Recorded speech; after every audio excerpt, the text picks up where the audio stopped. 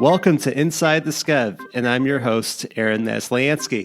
Today we're here with Rabbi Sam Feinsmith, who works for the Institute for Jewish Spirituality. Sam is a expert in meditation and mindfulness, and it is a Skevanston resident. So thought I'd bring him in, and people I think can get a lot of good from this conversation. So Sam, thanks for coming on. Sure thing. It's good to be here. Well, and Sam, why don't you tell us a little bit about yourself? Sure. As you just mentioned, I live in Skevanston with my wife, Sarah Bess, and my daughter, Ilanit. And I've been teaching meditation in a Jewish idiom from within the Jewish mindfulness tradition for about 15 years in a variety of different settings, most currently at the Institute for Jewish Spirituality, which is a New York-based organization that trains rabbis and cantors and Jewish educators and community leaders. And how long has that been around for? Actually, we're celebrating our 20th anniversary this year. Oh, wow. I'm really excited about it. So this isn't a new idea, this whole Jewish spirituality and meditation. No, not at all. It's been around for thousands of years. And we have texts that talk about the tradition that go back at least 2,000 years. Wow. So it's like Kabbalah? There are Kabbalistic texts. There are earlier texts.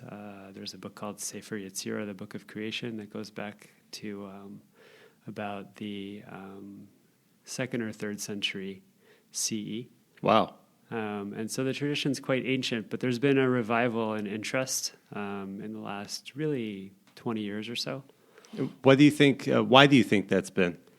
My sense is that a lot of Jewish people, especially I think in our parents' generation, and then their parents, were really in a lot of ways trying to get away from traditional Jewish observance because it was taught in a very rote manner. Yeah. And there was a lot of emphasis on sort of robotic observance and hyper-intellectualism. And so a lot of people went looking, especially in our parents' generation, many of our parents were involved with the Cultural Revolution, and they went looking in other spiritual traditions because they yearned for something, that would really feed their souls. Like Buddhism? Buddhism, Hinduism, Sufism, a lot of different isms. Yeah. And they found a lot of really wonderful teachings that helped them to live lives of greater balance and resilience and to open their hearts and even to connect with the absolute and feel more connected to everything and everyone. But ultimately, some people also hungered for those kinds of tools for wise and compassionate living in their own tradition, in the Jewish tradition. And so some people actually started to look into some of the ancient traditions, which had been, for the most part, available only to a small circle. Yeah. And there's been a kind of impulse to democratize those teachings and update them as well, because a lot of them came out of a patriarchal milieu that was very closed off, very insular. There's been an attempt really over the last 20 to 30 years to try and democratize those teachings, open them up, make them more egalitarian, and to create more of an interchange and an authentic exchange between the Jewish mystical tradition and the Jewish contemplative tradition on the one hand, and other world traditions that have something to contribute in terms of the question of human flourishing. Sure. And why did you get into this? I originally got into this when I was in rabbinical school. I had a model as a friend who had spent a lot of time meditating in a Buddhist tradition, Tibetan Buddhism. He was actually an Orthodox Jewish guy who kind of soured to Orthodox Judaism and then went looking for spirituality in Tibetan Buddhism. When I was in college with him, he lived in my suite, and he used to meditate for hours on end. And I would go in sometimes to check out what he was doing, and I had no idea what he was really doing, but I just knew that he was really into this. When I was in rabbinical school, though I very much enjoyed the experience, it was very, very intellectual, and very stimulating in that regard, but it didn't feel like it in any way really contributed toward the cultivation of habits of heart and mind that would help me to really deal with my suffering and the difficulty of being a human being. Yeah. So I started asking him for some advice, and he started teaching me some things. But then eventually, a bunch of us started going to a local Buddhist center right around the corner on the Upper West Side of New York City. And we started meditating together every Tuesday night. Those were about an hour and a half long sessions with like a 45-minute period of sitting meditation, some walking meditation, a little bit more sitting meditation, and then a brief address by whoever was guiding the practice. And then eventually, a close friend of rabbinical school invited me to come up to a Jewish meditation center in Accord, New York, called Eilat Chaim, which still exists, but it's moved to the Isabella Friedman Retreat Center in Sioux Falls, Connecticut. And that's where I did my first 7-day silent retreat. Is it hard? I mean, because I've been doing some meditation on some apps, so they're 10 to 20 minutes long. Nothing like 7 days, and I can imagine that you could just go a little nuts just sitting there. I mean, what do you get out of it? How does it help you? Good question. I like to share a story from one of my meditation teachers, Sylvia Borstein, who's actually, I call her kind of like the Buddhist Bubby, because she's this very lovely sort of grandmother type figure who's Sabbath observant, but actually studied the Eastern Buddhist tradition in the Theravada idiom, which is a Southeast Asian idiom, and came back and taught that in the States. And she's actually one of the founding teachers of the Institute for Jewish Spirituality. And one of the stories that she shares is that before she ever went on her first silent retreat, she thought it was going to be like lying on the beach with a daiquiri. And instead it was like being locked in a phone booth with a lunatic yelling in her ear on a megaphone. Oh, my God. Her own mind. Exactly. The difficulty of a silent retreat is not in not speaking. It's that in not speaking and in directing your attention inward, you begin to see things that are happening in your mind that have been going on all along, that you've just been kind of too distracted to see because you've been paying attention to things outside, like screens, children, noise, stimulation, whatever it is, doesn't matter.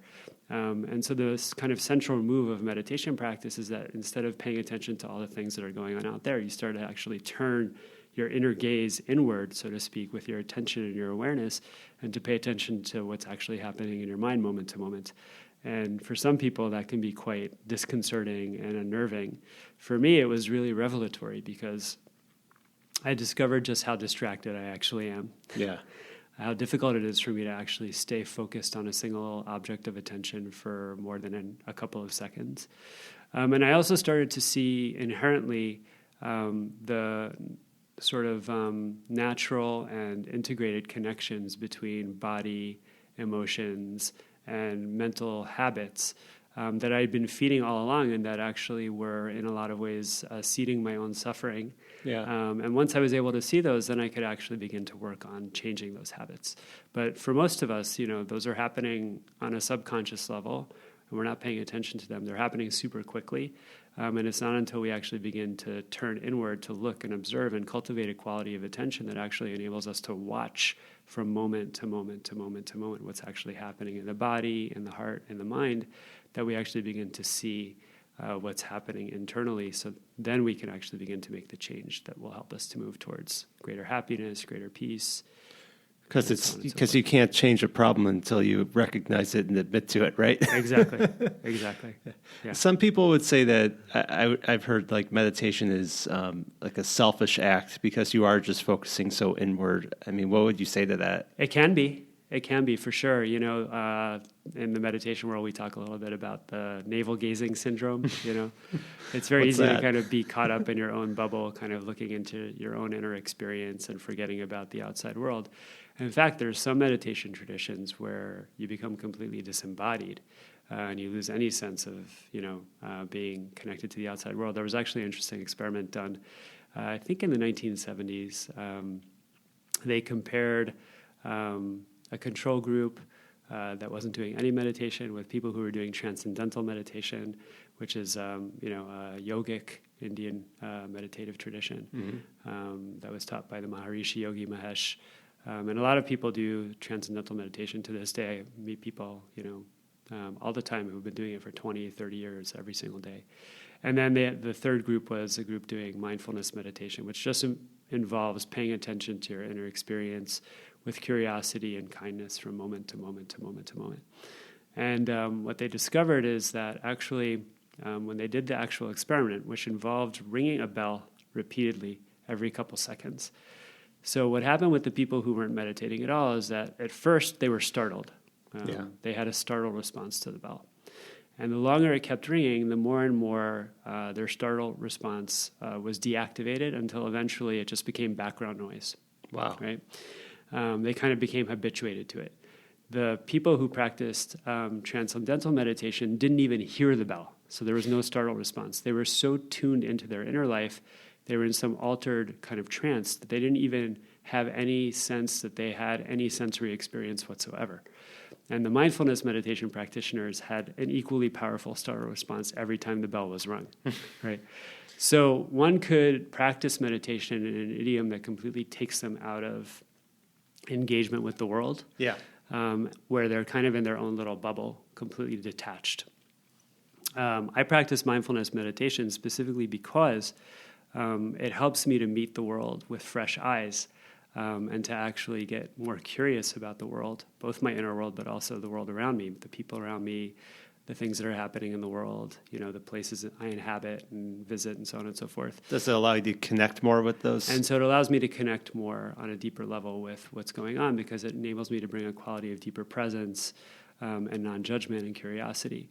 The other thing is that the mindfulness tradition is very much motivated by compassion, which is to say the kind of initial impulse behind it, at least in the Buddhist tradition, is to end human suffering by addressing the roots of suffering in the mind. And so it's not actually about going inside so you can kind of be in your own little kind of idealized space, but it's more about unearthing the roots of suffering in yourself so that you can then help others discover the same roots so that they can also come out of suffering. So the impulse behind it is thoroughly altruistic. So it's the opposite of selfishness. Exactly. It's selflessness. Exactly. Yeah. And have you tried transcendental meditation? I've done some Kabbalistic meditations that are like transcendental meditation because what you do in transcendental meditation essentially is you repeat a mantra over and over and over again. Actually, I don't even know what it means. Your guru or your teacher gives you your mantra. It's usually in Sanskrit. And you're supposed to just repeat it again and again, or you're not allowed to reveal it to anyone. And what that does is it kind of ropes the mind in and centers the mind so that the mind isn't all over the place flitting from thought to thought to thought. And it also creates a deep sense of calm. So deep concentration, deep calm. And there are Kabbalistic meditations that are very similar where you visualize either an image, different names of God or Hebrew letters, or where you actually recite certain kind of prayerful mantras again and again and again. And it does exactly the same thing. Your mind gets very, very, very concentrated and very calm. But what I find with those traditions is that they don't actually create lasting transformation because they don't yield wisdom. They might get you very concentrated and very calm, and while you're meditating, you might feel wonderful. Right. But then you're done meditating and nothing has changed, right? Because you haven't actually looked at the right things. It's almost like you've taken a drug. Exactly. It's kind of like, getting really high, and then you come down and it's like, okay, it's gone. It's over, it's gone. Right. Or it's almost like sensory deprivation tanks. Yeah, it could be like that also, because sometimes in those very deep concentrated states, you actually do go into kind of like a sensory deprivation experience or state where you're kind of like just a disembodied field of pure consciousness. It's all, I feel like that's what acupuncture is in a way, because like you're focusing your mind on the small pain of and it gets your mind off of the pain that you were experiencing in the first place. Oh, that's interesting. I never thought about it that way. Yeah, because you're able to focus. Yeah, it's the same type of thing. So you started this when you were in rabbinical school to get more spiritual. I mean, why did you go into the rabbinate in the first place? It's a good question. I was in college, actually, when I was working on my senior honors thesis. I had a huge stack of books and articles, and I was, doing a lot of research and enjoying it quite a bit. I enjoyed the challenge of kind of finding the ideas that I needed to connect and then connecting them and synthesizing. And the intellectual stimulation was great. And I was good at it. But at the same time, I was also chanting Torah at a local synagogue, the Park Avenue Synagogue in New York City on the Upper East Side. And I don't know exactly why this happened, but I would stick around after synagogue, and people would kind of come over to me and tell me their problems, uninvited. It's like confession. Kind of. And I would just listen, and they would often feel relieved. It was kind of like, it seemed like they didn't have a lot of people in their lives who were just willing to listen to them and let them sort of sing the blues. Yeah. And so I realized that I kind of was at a juncture where I had to make a choice. Either I was going to work with ideas or I was going to work with people. Yeah. And either path, I think, would have been fulfilling. But in that moment, I felt more called to actually work with people. It felt more vibrant. It felt more real. It felt more heart-opening. And it felt like I could really have a positive impact. And as a person who had a strong Jewish background with strong Jewish learning, good tech skills, one avenue for me to do that was to go into the rabbinate and actually to be able to provide pastoral care and to be able to meet people with that kind of quality of deep presence and attention and compassion. So that's the main reason why I went into the rabbinate. I didn't really want to become a rabbi. It's more that I really wanted to be able to do what rabbis do. Right, to help counsel? To counsel, to listen, and to provide people with an entree into a deeper quality of spirituality that could support their well-being. And actually, a lot of the research that's come out in the last 15 years on adult and child spirituality does actually show that if you have a strong sense of transcendence, transcending the self, connecting with the ultimate, and also a transcendent relationship with other people, it's one of the greatest mediators against depression, anxiety, and a variety of other emotional difficulties and mental unwellness that can actually undermine our flourishing and our well-being. Sure. And why did you decide that counseling, being a rabbi, would be better than being a psychologist? I didn't see a direct line towards psych school. Okay. For me, just because of my skill set. From a young age, I'd been very skilled at doing Jewish learning and kind of being immersed in the world of Jewish learning. It comes with, obviously, a whole host of potential pitfalls because actually from the time I was about 17 or 18, I kind of broke with traditional Jewish observance and also traditional Jewish theology, So there's a whole issue there just in terms of how do you work that stuff out once you're no longer kind of in the fold of a more traditional frame. But it did feel still like there was more of a direct access point for me. Yeah. Do you mean by that like belief in God? Belief in a certain type of God. Yeah. Right. So I'm kind of taking a page here out of Yuval Noah Harari's book. He's the one who wrote *Sapiens* and sure. *Homo Deus*. And I've been listening to a lot of his YouTube talks recently also because I find him really compelling. And he put into words what I've known already for a long time for myself. I'm 42 now, and I've known this since really I was maybe 17 or 18. Since I really started to think deeply and critically about spirituality and the kind of relationship I wanted to have with spirituality. There's really two kinds of gods, right? Writ large. There's the God of the great mystery, right? Okay. And about that God, we know nothing, right? And, we can conjecture, we can surmise, we can philosophize, and that's the God that we sit around, a campfire talking about and just wondering about, And when we're in that kind of relationship with that God, mostly we ask questions, right? And so it's an orientation to spirituality and God that actually opens us to inquiry and wonder. Mm-hmm. The other God is the lawgiver God, right? And about that God, we know everything. Right? We know what that God wants you to do. In Judaism, we know what that God wants women to wear, what that God wants men to wear, right?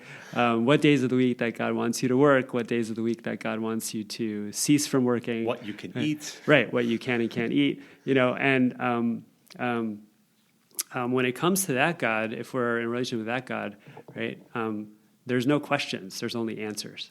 Right. And it's in the name of that God that so many atrocities have been committed, and also not just in Judaism, but really, by all traditions, and also that people are willing to burn you at the stake, or condemn you to hell, right, or force you into following certain community norms because they know, or they think they know what that God wants. So, from a very young age, it became clear to me that I don't believe in the lawgiver God. I do very much believe in the God of the mystery. Is it like a God of the universe, a God of science type of philosophy, like how Einstein had, or some other 20th century thinkers? On some level, I'm agnostic. Okay. Again, this comes back to the question of what do I know? Right? I don't know a whole lot. I mean, as a human being, what I can know experientially, and that's what's most important to me. In terms of what I'm willing to talk about, because I'm not really willing to talk so much about what I don't know because I don't know it, right? Sure. So experientially, as a person who's looked pretty deeply into his own experience, I can know what it's like to be in a body. Yeah. I can know what it's like to be an emotional being. I can know what it's like to have a mind, right? Yeah. And I can also know what it's like to be conscious. If you really look deeply into consciousness, and I'll invite everyone who's listening to check this out for themselves and not take my word for it, because nothing I'm saying here is dogmatic. And really, the invitation is to see what's true for you. But when I look deeply into my own consciousness, what I discover is that consciousness itself is without form. It is changeless. It is immutable, which is to say that no matter what I'm conscious of, consciousness itself cannot be stained or in any way blemished or harmed by whatever arises, and it's completely open and free. So that no matter what I'm experiencing, whether it's anger or joy or anxiety or depression or elation or doubt, I have access to this part of myself that is inherently free, open, immutably pure, and essentially infinite in the sense of not being finite, because it doesn't have a beginning, a middle, or an end. And it's beyond space and time. I'm not willing to then extrapolate from that and say that's God, right? Because I don't know. But what I imagine God might be like is that kind of an all-pervading consciousness that transcends my own individual consciousness and finds expression through each person's individual consciousness. Kind of like, if you think about it, kind of a mainframe, right, that then feeds into, right, a bunch of other smaller computers. Or another metaphor that I like from Ram Dass, who's actually a Jewish guy who teaches a lot of in the spiritual tradition. He gives this parable of the ocean and the wave. So these two waves are coming into shore, right? Yeah. And one of them looks kind of towards the shore and sees that all of these waves are crashing. And the wave becomes totally filled with anxiety and thinks, oh my God, I'm going to die. This is horrible, right? And its sister wave sees the same thing, but it's very calm and equanimous. And so the anxious wave turns again to the sight ahead and sees more waves crashing. There goes Mavis, and there goes Judah, and there goes Rachel the wave, and becomes filled with more anxiety. And gets even more agitated and turns to its sister wave, who again is completely calm. And this happens a couple more times. And finally, the anxious wave says to the calm wave, I don't get it. Why are you so calm? I'm completely filled with trepidation, and you're looking at the same thing that I'm seeing. And so the sister wave says, because I know something that you don't. You're not a wave, you're water, right?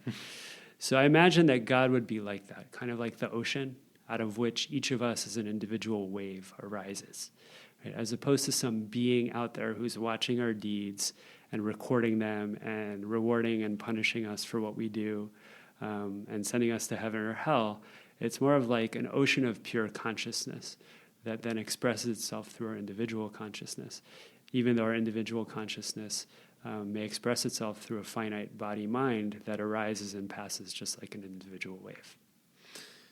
It's an interesting thought. Would a better word describe it you think? Because of all the connotations that go along with God? Yeah, God isn't a Jewish word, actually. It's actually a Germanic word. Really? And it connotes a noun, like some great being, right? Actually, the name for God in our tradition from Exodus chapter 3, when Moses actually encounters the divine at the burning bush and says, "What's your name?" The Israelites are going to ask me your name. What is it?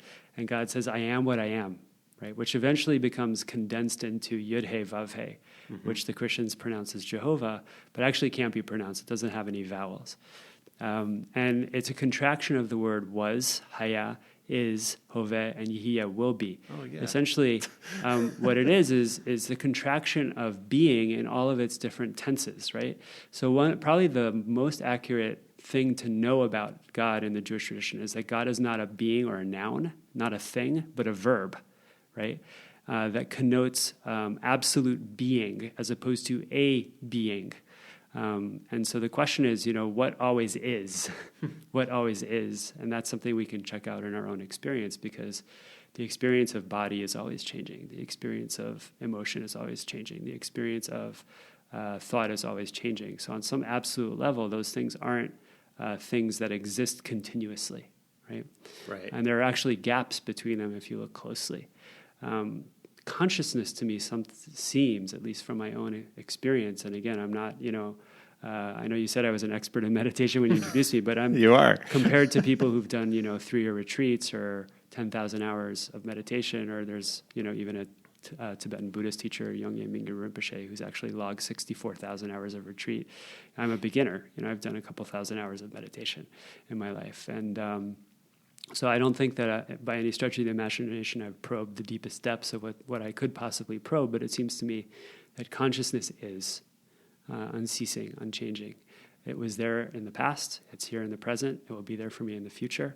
And so it approximates divinity, at least the way that we talk about divinity in the Jewish tradition. Mm-hmm. And it's interesting. I mean, I guess that's why you got into the meditation and philosophies of this, so you can connect with it more so, because that's where you see spirituality, not in the ritualistic dogma necessarily, but the connection with consciousness. Yeah, absolutely. Yeah, and that's a question that it continues to fascinate me, not just as an intellectual venture, but something that I investigate in my own experience every single day. I meditate every day between half an hour and an hour. And I've been doing that for many years. And it's something very important to me, not as an abstract idea, but actually in the very concrete sense of how do I access a part of myself, even in the midst of my deep suffering, that never suffers, right? That's untouched by suffering, that remains free, open, unfettered, and content, no matter what is going on in my life, so that I can actually have a deeper sense of stability and equanimity, and I can be less reactive. Well, it's like you're tuning into the radio of your life. Exactly. And it's neither negative nor positive. Mm-hmm. Yeah. Yeah. When you do your own personal meditation, do you listen to anything? Is it just you sit there and think, or do you? I know there's a lot of apps that are out there now, like Sam Harris, who is a philosopher, scientist. He has an app called Waking Up. I've been using that, and there's this other app called Calm. Where they, besides meditation, they also have like master classes, and they have stretching exercises and things like that. And I think it's good for relaxation. But how do you go about doing that? Yeah, I've used some apps. Every once in a while, I feel like it's nice to be guided, but I've been doing this for a long enough time now that I can self-guide. And mostly I don't really use any aids, and I just go inside. I close my eyes, either in a sitting posture or sometimes even in a standing posture or lying down posture, depending on what's going on in my life and what I need and what's going on in my body, right, and what my body will allow me to do. And I'll just begin to observe. First, my breath for a couple of minutes just to kind of center myself, but then really to observe the whole body, the field of the body. Notice, everything that's arising is changing, it's impermanent. There's no solid body here. It's more like an energy field. and then observing my mind and also noting that whatever's arising in the mind, whether it's intentions, thoughts, images, impulses, perceptions, also impermanent, not like a solid fixed object and not a reflection of my true self, but actually an impermanent sort of kind of river of flowing energy. And then eventually what I do is then I turn toward consciousness itself, which is to say the witness, and I inquire into its nature and its relationship with these other impermanent phenomena. And so that's generally what I do every day for, a nice chunk of time. And, in terms of what I said before about the difference between mindfulness meditation and transcendental meditation, I do come out on the other end feeling much more relaxed and much more concentrated and much more calm, but I also come out with insight, right, about who I really am, what my true nature is. And that to me is a much more important end result than just feeling relaxed and calm and concentrated. Yeah, it changes you. It gets you, I feel like, back on the track of where you want to be in a very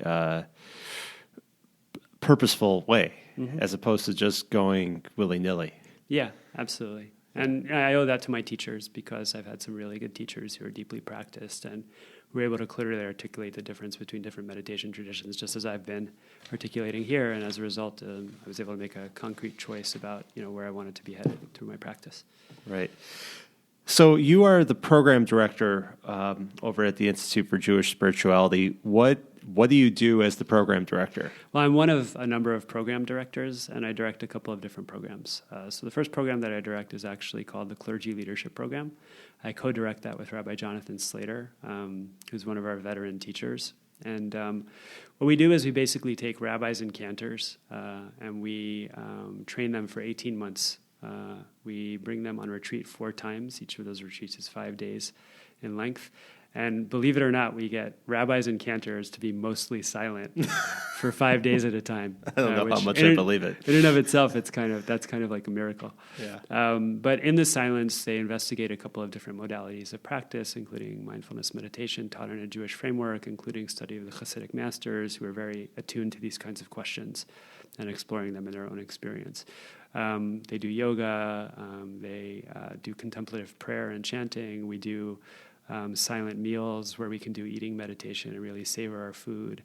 And then there's also group sharing in the afternoons where people get to communicate mindfully, to really listen deeply to one another without judgment, without trying to fix or save or advise, and really helping whoever's speaking to get more attuned and more in touch with their own sort of own inner wisdom.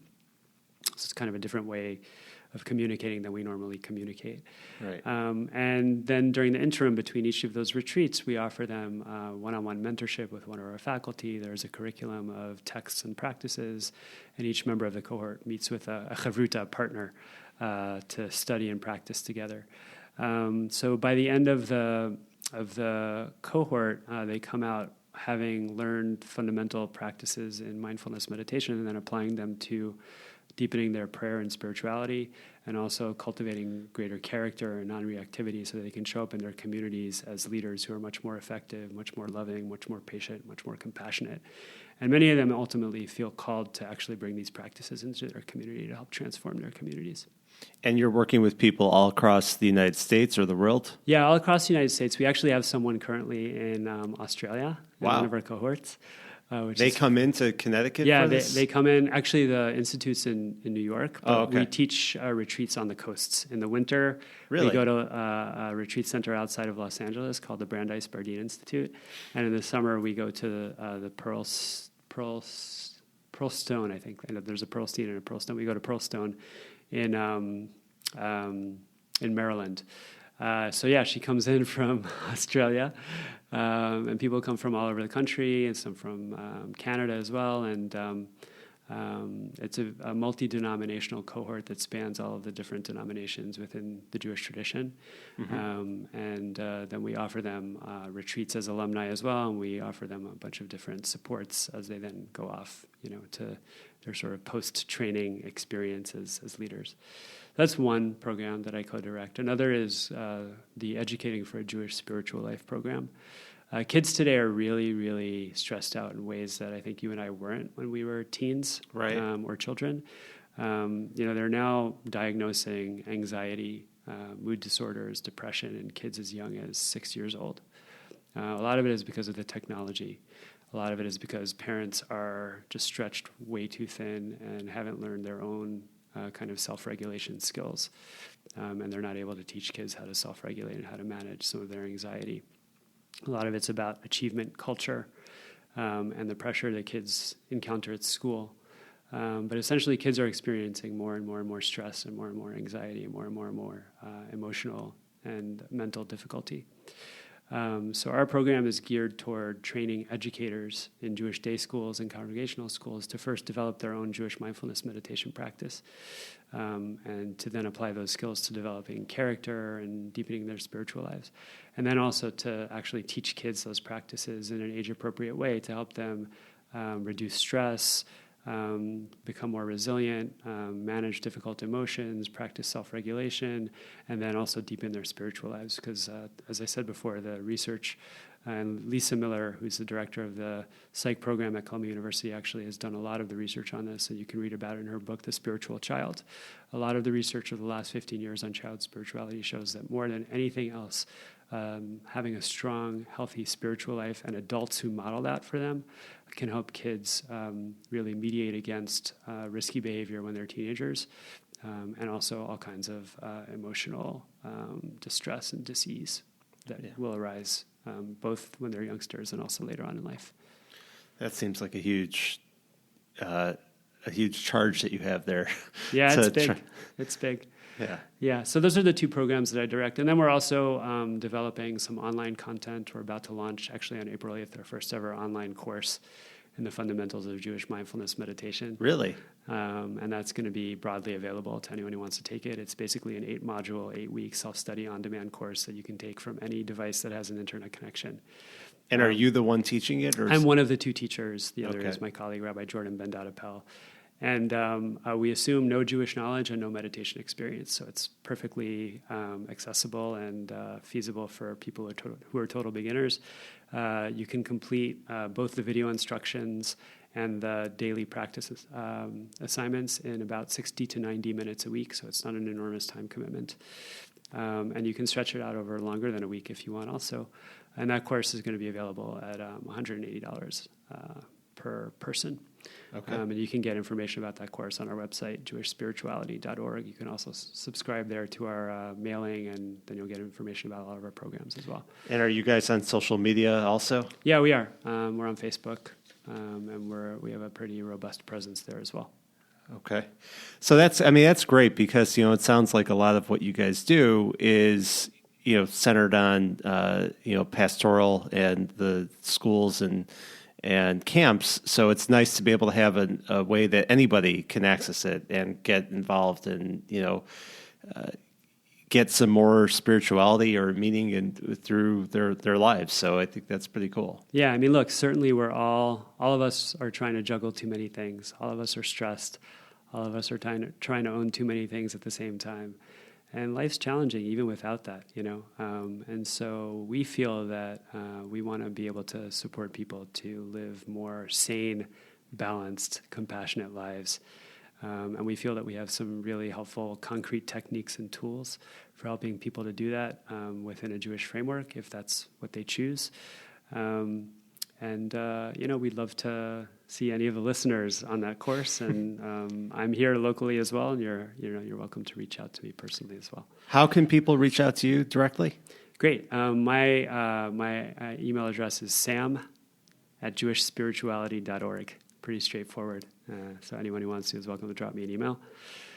And we actually have a local center here that I co-founded with 4 other educators called OROT, the Center for New Jewish Learning. And we also offer weekly meditation sessions there. You do? At the Jewish Reconstructionist Congregation in Evanston on Dodge, every Tuesday night from 7:30 to 9 p.m. Sometimes I'm teaching, sometimes other teachers are teaching, but either way, you can kind of drop in whenever you want, pick up some basic skills, or if you're already practicing, deepen your practice. And is there a cost to that? It's actually by donation. Okay. We recommend $10, but people can pay whatever they want. whether more or less. Sure. We really want to make this available to the community, and we never want cost to be a factor in keeping someone from being able to take advantage and avail themselves of this opportunity. That's fantastic. And do you know the website for OROTS? Yeah, that's orotscenter.org. Okay. And I'll post everything in the show notes here with links, so if anyone wants to go there, you should definitely check that out. Great. And OROT is O-R-O-T, for those who may not know how to spell it. Perfect. Well, this has been really fascinating. It's been a great conversation. Really appreciate you coming on. And everyone should check out everything here that we talked about. And please subscribe and give us 5 stars on the podcast. So, Sam, thanks so much for coming in. Aaron, thanks so much for having me. It's been a joy and a pleasure. Look forward to doing it again sometime. That'd be great. Thank you. Take care.